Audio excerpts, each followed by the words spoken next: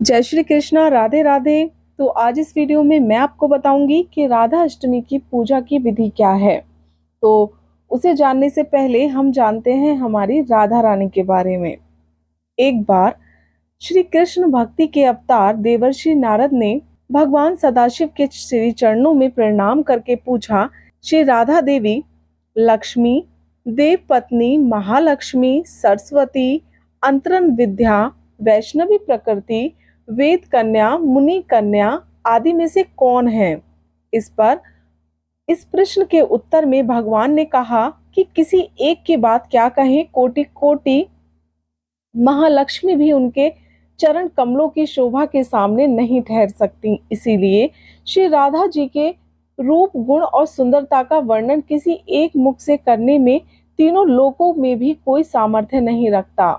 उनकी रूप माधुरी जगत को मोहने वाले श्री कृष्ण को भी मोहित करने वाली है। इसी कारण अनंत मुख से भी मैं उनका वर्णन नहीं कर सकता। इनका जन्मोत्सव भाद्रपद मास के शुक्ल पक्ष की अष्टमी के दिन श्री राधा जी के चरण कमलों के दर्शन होते हैं और इस दिन राधा अष्टमी का पर्व मनाया जाता है। उनके चरण कमलों की सुंदरता का वर्णन कर पाना भी किसी के लिए संभव नहीं है।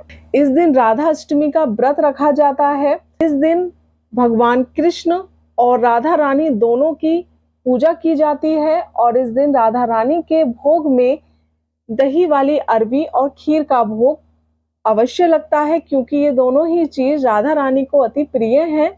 और इस दिन जहां आपका मंदिर है उसमें आप ध्वज, पुष्पमाला, वस्त्र, पताका व विभिन्न प्रकार के मिष्टानों और फलों से श्री राधा रानी जी की स्तुति करनी चाहिए। और इस दिन राधा रानी को कमल का पुष्प अवश्य चढ़ाया जाता है। कहा जाता है कि राधा रानी ब्रजभानु जी को तालाब में एक कमल के फूल पे लेटी हुई मिली थी।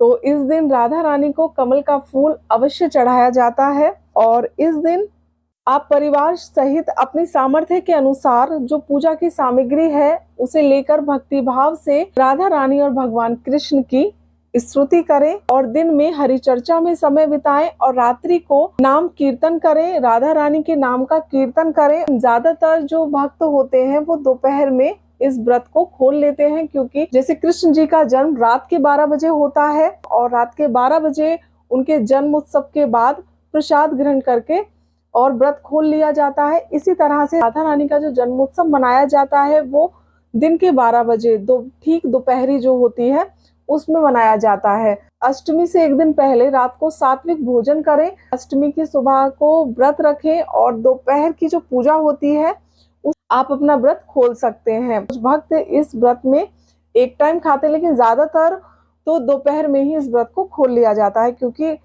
लाडली जी के, राधा रानी जी के जो जन्मोत्सव है उसे जन्मोत्सव की तरह मनाया जाता है। घर में अच्छे अच्छे पकवान बनाए जाते हैं, तो राधा रानी का भोग है उसे ग्रहण करते हैं और पूरे दिन राधा नाम का जप करते हैं, कीर्तन करते हैं, मालाएं जपते हैं श्री राधा रानी के नाम की बरसाने में। तो इस उत्सव की तैयारी हफ्तों पहले से शुरू हो जाती है और श्री राधा कृष्ण जिनके इष्ट देव हैं उन्हें राधा अष्टमी का व्रत अवश्य करना चाहिए, क्योंकि यह व्रत श्रेष्ठ है। श्री राधा जी ऐश्वर्यमयी है, इनके भक्तों के घर में सदा ही लक्ष्मी जी का वास रहता है।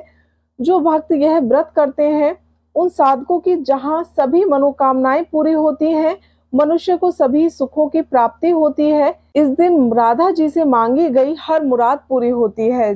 जो मनुष्य श्री राधा जी के मंत्र का स्मरण एवं जाप करता है वह धर्मार्थी बनता है, अर्थार्थी को धन की प्राप्ति होती है, मोक्षशास्त्री को मोक्ष मिलता है। राधा जी की पूजा के बिना श्री कृष्ण जी की पूजा अधूरी होती है। इसीलिए राधा जी के साथ कृष्ण जी की पूजा इस दिन अवश्य करनी चाहिए।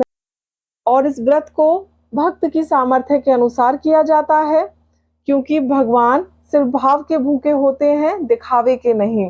तो ये थी राधा अष्टमी के व्रत से जुड़ी कुछ जानकारी। आशा करती हूँ कि आपको ये जानकारी अच्छी लगी होगी। राधे राधे।